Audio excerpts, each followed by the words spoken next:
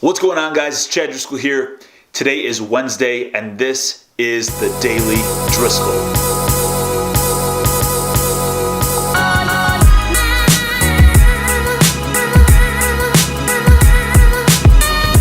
What is up, guys? It is Chad Driscoll here, and this is the Daily Driscoll.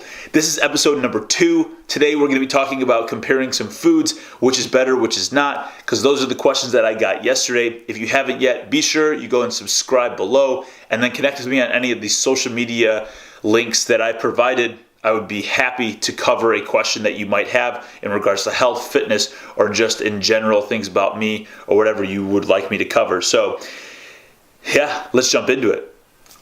So today I think I'm going to provide a lot of value for many of you, simply because this is a topic that a lot of people have questions about. Foods.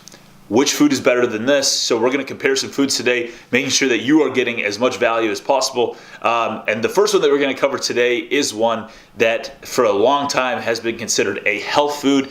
And I'm kind of going to debunk, say why it's good, why it's bad. Peanut butter. Now I'm going to start with this one, the all-natural peanut butter. Now if you were to look at this, I got this from Sam's Club. I use this from time to time. I'd say I use this probably 70% of the time. But I'm going to break down what it is, what makes it good, what makes it bad, and we'll move on from there.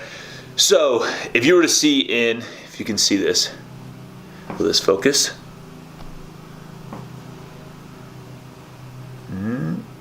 Yeah, so right here you can see that the nutritional facts per serving, so a serving of this is about 2 tablespoons, and it's almost 200 calories. Now, the ingredients: roasted peanuts, sugar, palm oil, sea salt. Not bad there. This is a pretty basic peanut butter. I think you can even get a more raw form at like a health food store or something like that, but overall decent. It has 7 grams of protein per serving. It has, carbohydrates, 8 grams of carbohydrates and about 15 grams of fat per serving. So if you are someone that is trying to cut calories, someone that is trying to lose weight, lose fat, this might not be the best option. Why? Well, because it has about 200 calories per 2 tablespoons. And 2 tablespoons is literally like if you were to take your finger and basically go like this, gotcha. That is about the size of 2 tablespoons.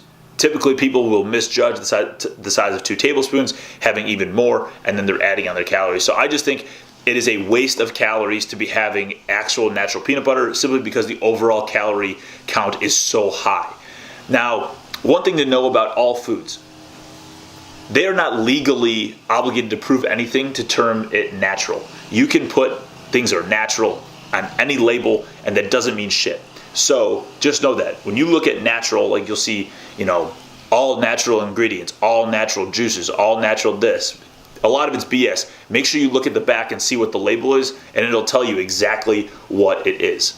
Now, a good thing about this is if you're trying to bulk, if you're trying to gain muscle, if you're trying to gain weight, this is a fantastic option.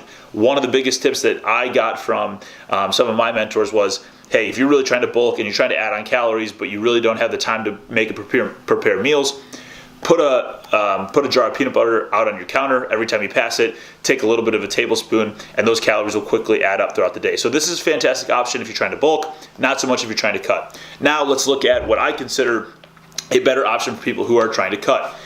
PB Fit, or PB Fit 2, or PB2. This, if you can see it, I'm going to try and focus this here. Right there.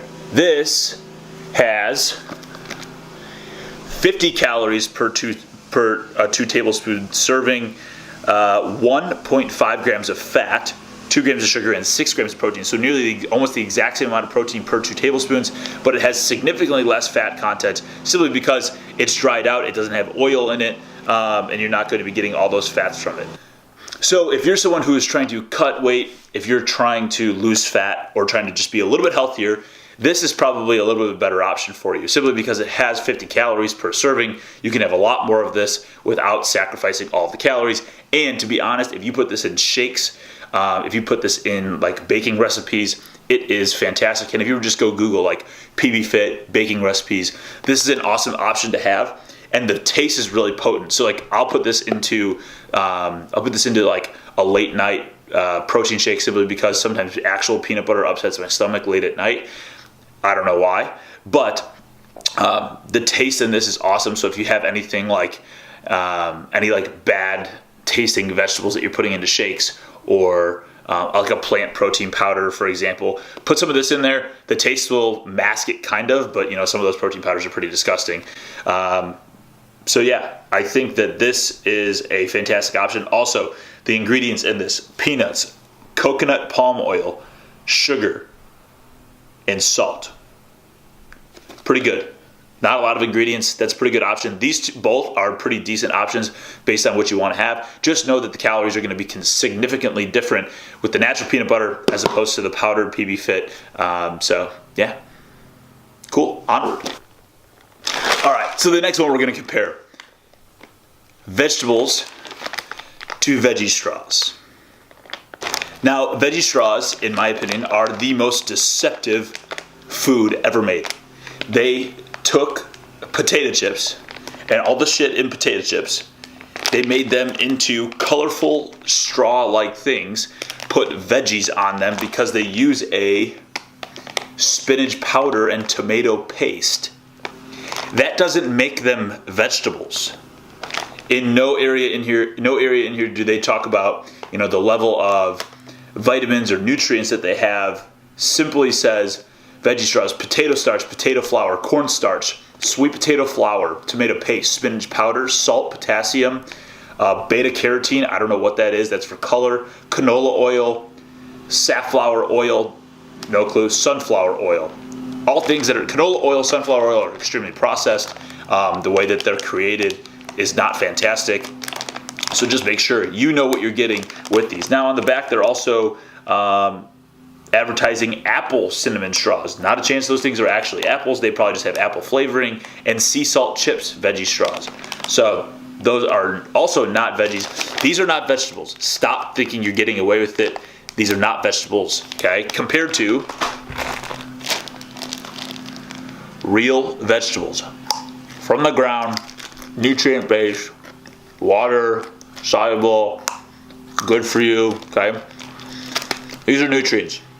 These are vegetables. Those are providing you zero nutrients. Granted, about 38 straws of those are 130 calories. So, you know, you can eat a lot of those and not take in a lot of calories, which is great. But from a nutritional standpoint, of nutrients and providing your body with energy, those are not fantastic. Don't fall into that, because the shit in there is bad for you. But if you want to eat something in terms of potato chips, veggie straws are not a bad option because they're so low in calories. But I would definitely suggest a better option is carrots, vegetables, celery, spinach, peppers, that kind of thing. So I just have baby carrots here. These are fantastic for on the go, quick little snack. But yeah, these have 35 calories,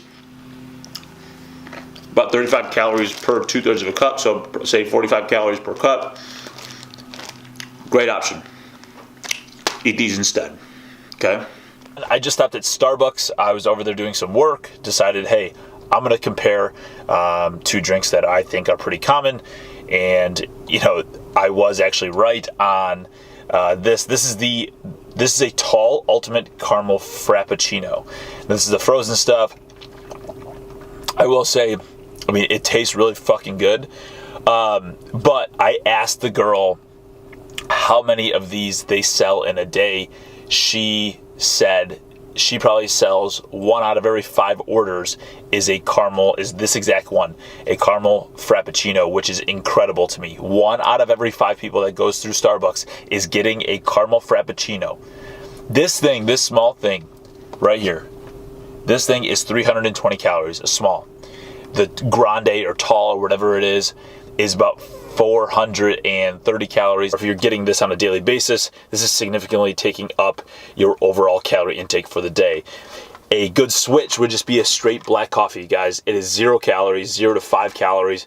Then you have room, you can put a little bit of splash of cream, maybe make it to 45, 50 calories. You're still getting, you know, whether it's you like half and half or whole milk or skim milk, you're still leaving a lot of room for overall calorie intake for the rest of the day.